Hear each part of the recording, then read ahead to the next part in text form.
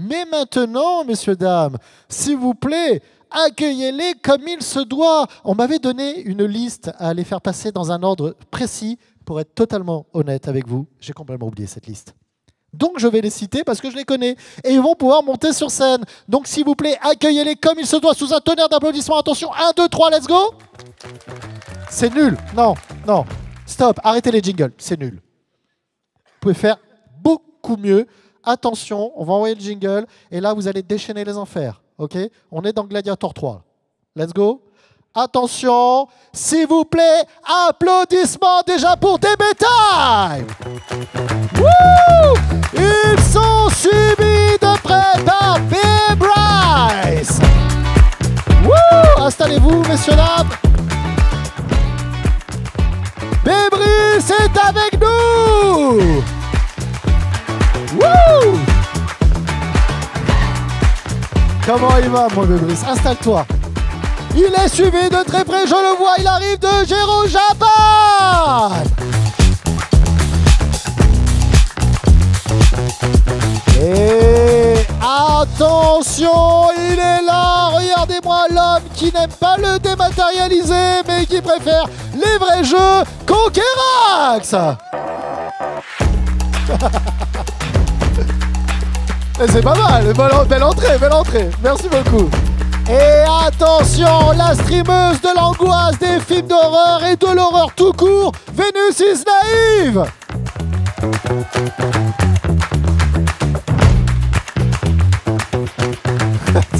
C'est bon, quelle belle entrée en matière. Je vais être franc, franchement, on a mis les moyens cette année. Les petites intros comme ça et autres, la lumière, tout ça, ça fait vraiment plaisir. Bon, messieurs, moi, je suis très heureux de vous avoir encore une fois sur cette scène du TGS. Alors, il y en a que je ne vois pas nécessairement très souvent. Genre, oui, je ne te vois pas souvent. DB Time, ça faisait longtemps qu'on ne s'était pas vu. Effectivement, qu'on a fait. Est-ce que vos micros fonctionnent? Est-ce que vous avez tous un micro ou pas? Allô? Moi, test. Ouais. Tu n'es peut-être assis dessus, Conquerax, non? Ah non, c'était... non. Si tu l'avais pas senti. Il y a un problème. Écoute, je ne sais pas. Alors, vos micros fonctionnent. Donc oui, ça, je disais qu'il y a Vénus, toi, je ne te vois pas régulièrement non plus. Donc c'est un plaisir de t'avoir ici sur cette scène du TGS. D'ailleurs, si tu me disais, Conquerax, c'est une première pour toi de venir à Toulouse, là? C'est vrai? Ah, attendez. Non, vas-y. C'est une première pour toi, là, le TGS? Écoute, c'est la première fois. En plus, nous, on vient de Paris. Ouais. Donc, on est venu en avion. Mais c'est vrai qu'en train, c'est quand même assez long, hein, mine de rien. Mais première fois dans la région. Et hier soir, on a pu découvrir un peu Toulouse. Ouais. Franchement, super sympa, les gens. C'est très joli. Toi, on sent que tu n'as pas envie de te faire crever les pneus de la voiture. Non, j'ai vu beaucoup de supporters de l'OM. En plus, ça m'a fait plaisir. Ça parle rugby, ça parle rugby. Et ici, c'est le rugby. Hein, c'est pas nécessairement le foot, mais calme-toi quand même, d'accord? Attention. Vénus, Conquerax, Gero, B-Bryce, DB Time, messieurs, dames, merci d'être avec nous pour cette conférence. Alors, je vous explique un petit peu. On va revenir sur vos débuts. On va revenir sur l'actualité en ce moment. Assez important, je trouve. On reviendra peut-être sur des thématiques aussi. On a la chance d'avoir 2 vidéastes aussi spécialisés nettement dans tout ce qui est jeux vidéo, rétro, horreur, streamer, tout ça. Donc ça va être assez cool. Donc on parlera vraiment de toutes vos actualités, des différents sujets et on laissera aussi la parole au public qui a peut-être des questions, n'est-ce pas? Ça me fait plaisir. Je vois qu'on n'est pas aidé, d'accord? Action. T'imagines le mec qui comptait que sur le public, il a rien prévu. Et comme ça, il fait alors, on va poser quelques questions, mais le public va te faire le reste, n'est-ce pas? C'est le cas. Non, il n'y a pas eu de calme là. Je te dis, c'est pas le calme avant la tapette, il n'y a pas eu de calme, on commence cash direct. Là, c'est Twister, mec, je te le dis direct. Au moins, la conférence se terminera rapidement. La conférence se terminera très rapidement. On est 45 minutes ensemble. On va commencer par... tu sais quoi, je vais commencer avec toi, Vénus, parce que franchement, j'ai pas l'occasion. La galanterie. Je trouve que tu as une belle casquette de Silent Hill. Ah oui, Est-ce que tu es fan de Silent Hill? Un peu. Je vois pas ce qui te fait dire ça. Je comprends pas du tout. C'est le mec qui vient de m'offrir un calepin Silent Hill 2. C'est pas vrai. C'est pas vrai du tout. Je ne connais pas cette dame. C'est faux. Vénus, toi, comment t'en es arrivé à devenir un petit peu vidéaste? C'est vrai qu'à la base, tu viens pas nécessairement du stream et tu viens pas nécessairement des jeux d'horreur. Toi, tu as débuté il y a déjà quelques temps sur d'autres plateformes. Tu peux nous en dire un peu plus? En fait, j'avais lancé un blog, hein. C'était il y a presque il y a 20 ans, je crois. Ça fait très longtemps. Et c'était pour parler, mettre mes photos en ligne et parler de mode. Donc rien à voir avec le jeu vidéo. Mais c'était la passion en fait avant tout du partage et de la musique, parce qu'avant j'aimais beaucoup la musique, les poèmes, etc. Enfin, j'ai toujours eu un mix en fait. Et malheureusement, je suis rentrée dans une boîte qui m'a un peu détruite. Voilà, j'ai fait un burn-out. Et après ça, j'ai décidé de partir de cette boîte. Et quand j'ai recommencé il y a 5 ans, je me suis dit, allez, je vais faire ma passion première, je vais faire les jeux vidéo finalement. Et donc, je suis repartie plus sur les jeux vidéo. Les jeux d'horreur en particulier. Non, mais c'est intéressant. Toi, Conquerax, tu la pousses un petit peu ou pas en vérité, en fait, ce qui s'est passé... Bon, pour ceux qui ne savent pas, on est ensemble, en fait. Sophie est ma femme, on est mariés, bon, voilà. C'est vrai. Non, mais je le dis, voilà. Attends. Non, bon, c'est jamais... Et en fait, en gros, si tu Axel, veux... c'est ta femme? Oui, tout à fait. C'est le mec qui n'a pas compris. C'est vrai. Wow. Je n'ai pas enlevé le ring. Non, en vérité, si vous voulez, en fait, je voyais qu'elle me regardait souvent jouer et faire des streams sur Twitch à l'époque, et notamment pendant le confinement, où vraiment on a tous été un peu, voilà, il y avait que le jeu vidéo, les séries, des trucs comme ça pour nous faire un peu patienter, quoi. Et je lui dis, tu sais quoi, j'avais ma PS4 qui était branchée à l'époque, et on pouvait streamer directement sur la PS4, et je lui dis, tu sais quoi, je te vois me regarder, je te vois souvent jouer, et pourquoi tu partagerais pas ça à ton public, enfin à un public potentiel, etc. Et c'est vrai qu'elle s'est lancée là sur notamment Doom, Doom Eternal. Et quand on la voit comme ça, on dirait pas que voilà, mais pourtant. et finalement, voilà, depuis, c'est une passion pour elle de partager. Elle est très très fan de Silent Hill, évidemment. Elle a fait un iceberg sur YouTube de 3 heures presque, 2h30 à 3 heures, je crois, sur le jeu avec toutes les théories, etc. Et maintenant, elle a un vrai public, partenaire Twitch et tout, ça fait plaisir. Donc je l'ai vu se lancer, ouais, effectivement. Très bien. Bon, mais toi alors, Axel, toi, un petit peu tes débuts, parce que c'est vrai que nous on te connaît, il y a des gens qui te connaissent parce que tu es quand même une des figures du jeu vidéo en France en tant que vidéaste. Non mais c'est vrai. C'est-à-dire que toi, moi je t'ai vu monter vraiment vrai, les échelons. Ça fait longtemps qu'on se voit. Je t'ai vu grandir et autres. Pas de taille, hein. Non. Mais et à l'heure actuelle, voilà, tu pèses quand même pas mal dans l'univers du jeu vidéo en France. Oui. Toi, comment tu t'es lancé là-dedans? Moi, je me suis lancé, alors c'est un truc tout bête. En fait, à l'origine, j'étais pas du tout prédestiné à comment dire. Je pensais pas qu'un jour ça deviendrait mon métier, le jeu vidéo, et de partager comme ça.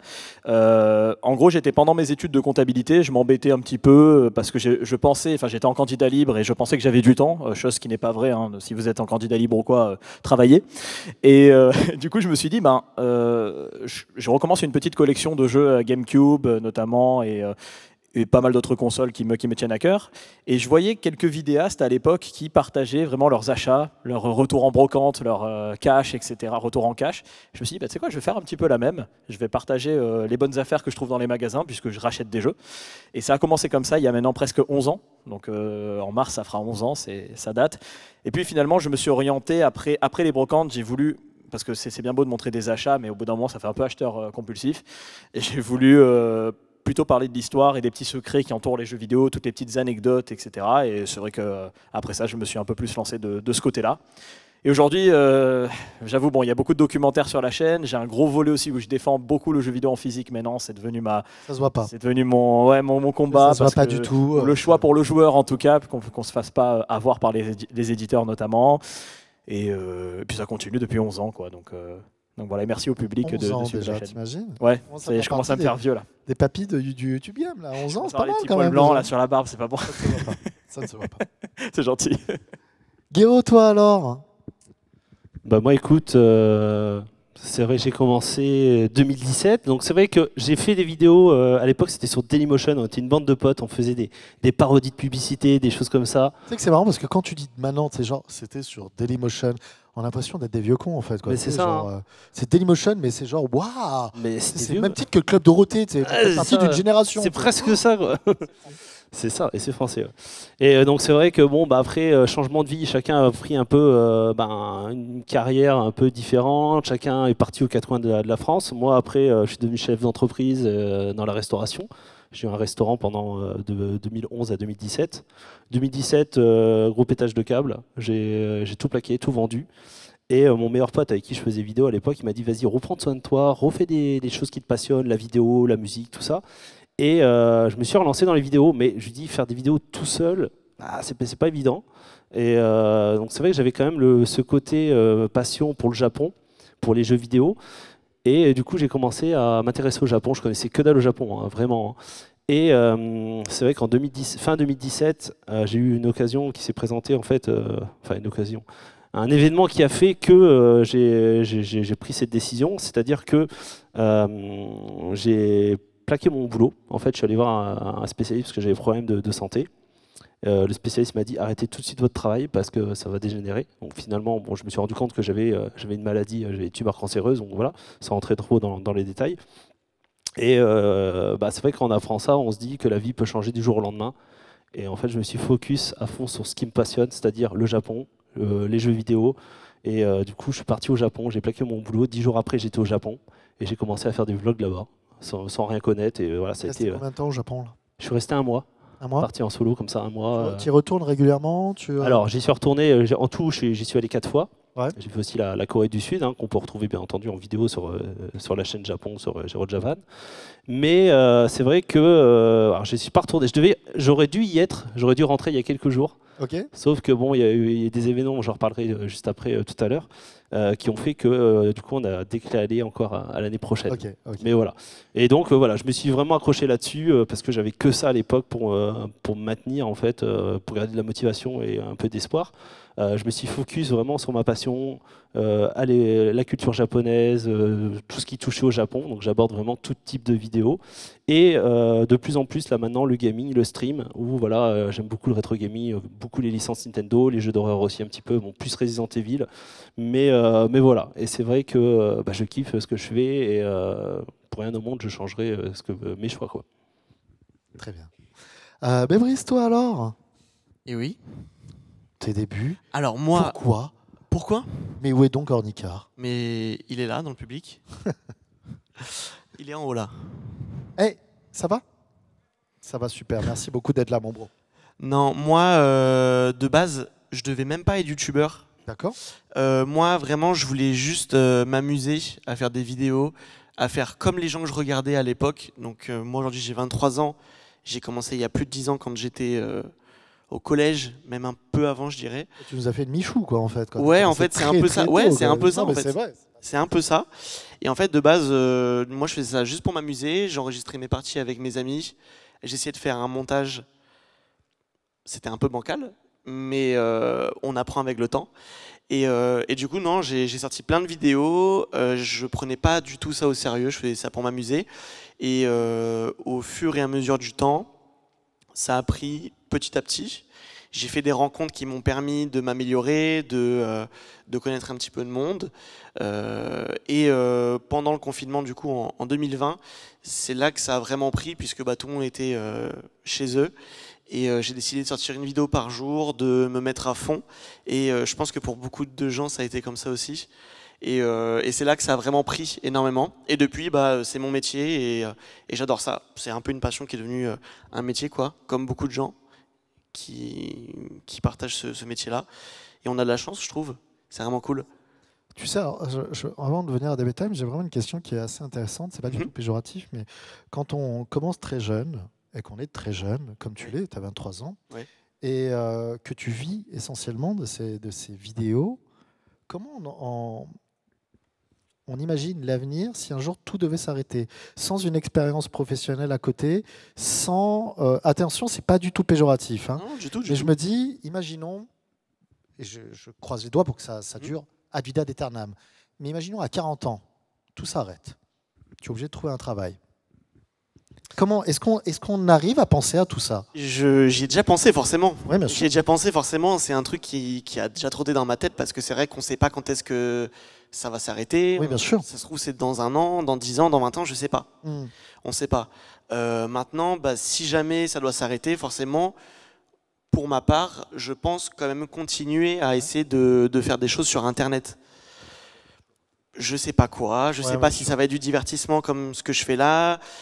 Enfin bref, moi je sais que si jamais ça doit s'arrêter, j'essaierai de toujours être... Trouver un parachute. Voilà, c'est ça, exactement. Voilà, exactement. Ouais. Toujours être dans ce secteur-là, en tout cas, ça c'est sûr. Ok. Voilà.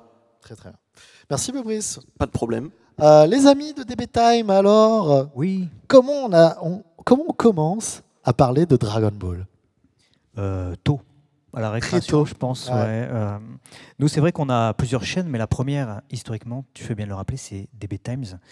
Donc une chaîne 100% dédiée à Dragon Ball, et c'est comme ça que ça a commencé, puisque initialement, on avait un site internet, donc Dragon Ball Ultimate, sur lequel voilà, on partageait des articles, des informations, des trucs comme ça, mais en tant que passionné, comme chacun le fait, pour voilà, alimenter comment dire ça, la communauté d'informations. Il y avait des news régulièrement, des sorties, il fallait expliquer des trucs aussi qui étaient méconnus, parce que nous, avec nos versions françaises du Club Dorothée, certes, on a joui vraiment de l'arrivée du manga et de l'animation japonaise, mais tel un torrent, mais comment dire, la fidélité et la qualité n'étaient pas celles qu'on peut avoir aujourd'hui. Et par rapport à l'œuvre originale, par rapport à l'œuvre tout ce qui nous originale, manquait, nous, tout ça, c'est des ça. trades, du doublage, Mais tout ça. c'est vraiment ça, en fait, un café qu'on a démarré. C'est qu'à la base, il y a une rencontre, une amitié, une passion. On s'est découvert une passion commune qui est Dragon Ball. Et un point commun de vouloir transmettre les vraies informations, les véritables informations, tu vois, qui sont... Il y avait assez peu au global, hein, finalement, à l'époque. Les informations sur lesquelles on est vraiment passé à côté, nous, à notre époque, parce que quand on regardait au Club Dorothée, même bien après, Dragon Ball, sans avoir peut-être pas nécessairement lu le manga original, qui avait aussi des problèmes de trad, suivant les versions et autres, qu'on n'avait pas nécessairement la science infuse sur l'actualité, sur toute l'encyclopédie, tout ce qu'il y avait à travers le lore de Dragon Ball, bah, c'est intéressant d'avoir des personnes qui, eux, peuvent nous expliquer en disant « Oui, il parle de quelque chose, là. En fait, ça a un rapport avec ça. » Nous, on pitchait pas nécessairement grand-chose quand on avait 10 ans et qu'on regardait ce dessin animé. Comme c'était vraiment ciblé pour les enfants, disons qu'en France, c'était encore péjoratif à l'époque, dans les années 80 et 90, le manga, l'animation, le dessin animé, on appelait ça. Certes, c'est un dessin animé, mais c'était vraiment... On vise les enfants et il ne peut pas y avoir d'autres publics. Ce qui est totalement faux. Et du coup, on passe à côté de beaucoup de choses. On passe à côté d'œuvres magnifiques en passant à côté de certains propos qui sont facilités dans les versions françaises. Donc notre but initialement, c'était ça, à travers ce site. J'étais un peu long, mais après, on a fait un article sur le site et c'est venu aussi d'un constat. C'était à la même époque en fait que Conquet. C'était il y a bientôt 11 ans, il y a 10 ans en vérité, où on a constaté que finalement les gens commençaient à consommer davantage de vidéos finalement comparativement à la lecture d'articles sur Internet. Et nous, vu que le gros de notre action sur Internet, on avait nos métiers à côté, c'était justement de faire des articles. On s'est dit pourquoi ne pas essayer la vidéo. On a testé une vidéo, DB Times, voilà, on a nommé la chaîne comme ça, et puis c'est parti, et puis après ça a fait son petit bonhomme de chemin. Vous êtes un peu notre Dorothée Magazine de l'époque, mais un peu plus fourni. Ça, quoi. Mais sans Dorothée Magazine. Mais sans Dorothée Magazine, et avec plus d'informations en fait. Sans ça, il n'y aurait pas DB Times. Et sans les cheveux, j'ai pas les cheveux... Tu es toujours beau, ne t'inquiète pas. Bon, écoute, si je peux te laisser le principal. Messieurs, justement, on va faire maintenant un tour, parce que je vois qu'il y a l'horloge, finalement, il nous reste 10 minutes, s'il te plaît. Ça passe très vite, quoi, tu vois. Tu sais, le mec, l'horloge qui est devant, qui nous met grave la pression, tu sais. T'es comme ça. Alors, effectivement, je voudrais en savoir un peu. On va passer directement à une autre question. Non. Là, maintenant, je voudrais savoir un petit peu, justement, vos projets en cours, peut-être les projets à venir, les petites choses qui vont arriver pour vous, l'évolution de vos chaînes. Tu sais quoi, tu as le micro, on va continuer, on va commencer par vous. Alors. Je ne vais pas faire long. Pour l'instant, les projets en cours... Parce qu'il y a pas mal de choses à dire. Excuse-moi, juste vas-y, je t'en prie. Tu sais, à une époque, quand on faisait des bedtime, c'est vrai qu'on avait, quand vous avez commencé des bedtime, il n'y a pas nécessairement des super. Oui, bien sûr, ça Ball, dépend beaucoup de l'actu. Ouais. Là, force est de constater que le lore de Dragon Ball s'est étoffé. Ouais. DB Super, les jeux, DB Heroes, Daima, à l'heure actuelle, il y a énormément de choses. Donc il y a de plus en plus de choses sur lesquelles parler maintenant. Ouais. Et ça dépend beaucoup de l'actu aussi. Alors, on dépend certes de l'actu dans le sens où, comme tu le dis, il y a Daima, il y a des nouvelles séries qui viennent de manière comme ça espacée, mais il y a également aussi la fonction première de notre chaîne qui est de comment dire, transmettre des informations qui sont méconnues et de manière aussi épisodique, on fait des vidéos qui sont encyclopédiques. Donc on revient chronologiquement sur les arcs, la construction, le développement et tout ça d'Akira Toriyama pour ses œuvres. Donc sur ça, il y aura toujours sur DB Times. Sur notre autre chaîne, Léo Max, bah, on fait beaucoup d'actualités, manga, pop culture, animé, de temps en temps du jeu vidéo. Et puis après, il y a des projets évidemment plus personnels sur lesquels on ne peut pas, pour le moment, communiquer. Voilà. Et puis après, forcément, avec les 2024, 2025, 2026, 40 ans de Dragon Ball manga et ou animé, certainement des projets qui viendront. Enfin, on espère en tout cas que Dragon Ball sera quand même mis en avant comme il se doit, au-delà de Daima. Donc, si c'est le cas, on sera là pour. Vous parliez tout à l'heure de projets secrets qui vont arriver. Je suppose que vous pouvez rien dire, effectivement, mais on reste sur une thématique quand même, ou il va y avoir du changement. C'est des choses sur lesquelles on ne vous attend pas nécessairement. Oui, il y a des trucs sur lesquels on ne nous attend pas nécessairement, je pense. Surveillez bien, c'est tout ce que je peux dire. Très bien. Très bien. Partout, sur les réseaux, partout. Eh bien, écoute, on va surveiller ça, je vais regarder ça, effectivement. Bon, ça va. Mais Brice, toi un petit peu, alors justement, ça revient à ce que je te disais tout à l'heure, mais surtout, quels sont tes projets actuels, quels sont tes projets d'avenir, toi, pour la chaîne? Bien sûr. Comment tu envisages justement l'avenir sur ta chaîne? Moi, actuellement, je fais déjà depuis, comme j'avais dit, plus de 10 ans des vidéos. Je suis dans ma chambre, chez moi, dans mon bureau. Et là, j'ai envie de sortir un peu. J'ai envie de faire d'autres choses, d'autres types de vidéos. Et c'est déjà ce que j'ai expérimenté cet été et en ce début d'année. Donc, j'étais vraiment centré jeux vidéo, Minecraft, Fortnite, Brawl Stars, tout ça, enfin vraiment. Et là, cette année, je me suis dit, je sors, j'ai fait des concepts avec un ami qui s'appelle Théo, qui est aussi avec qui on partage une amitié très forte. Et on a fait une vidéo, on est parti dans 4 Airbnb en Europe, insolites, des trucs vraiment très bizarres dans lesquels tu peux dormir. Tu as dit, vous êtes parti dans des pays européens, oui, dans des lieux insolites, c'est ça? Voilà, c'est ça, okay, exactement. Ouais, j'avais pas compris. Exactement. Et voilà, donc c'était une très très grosse vidéo qui me tenait à cœur, parce que j'ai vraiment pris beaucoup de plaisir à la tourner. On est parti aussi cet été en Allemagne, à Europa Park, on s'est filmé avec des potes dans plein de montagnes russes pour faire une grosse vidéo aussi. Enfin, vraiment, juste prendre l'air, sortir et respirer, je trouve que ça fait vraiment du bien.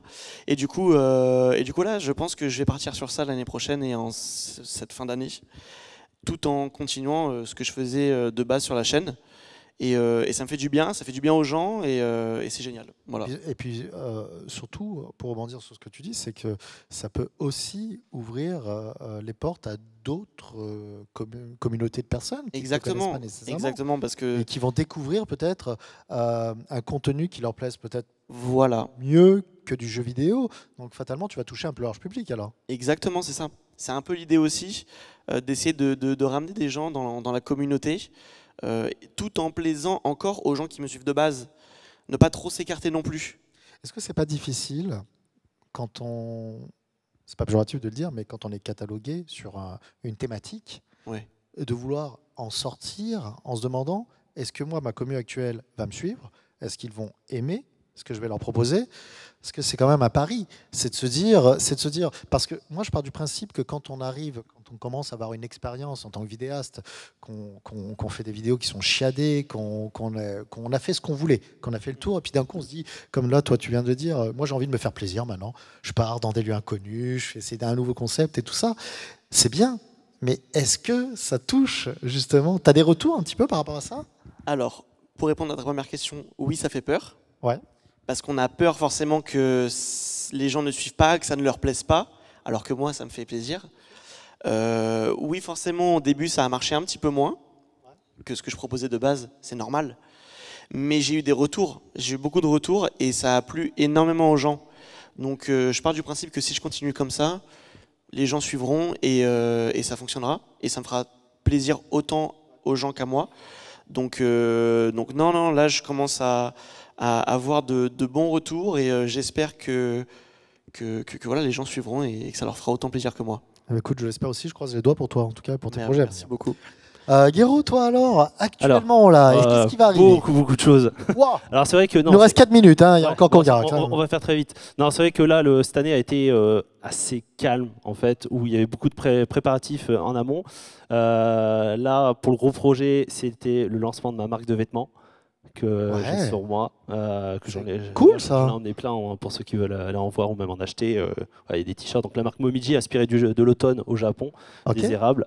Et puis, donc ça, c'était un gros projet qui a coûté cher aussi. Est-ce que ça fonctionne?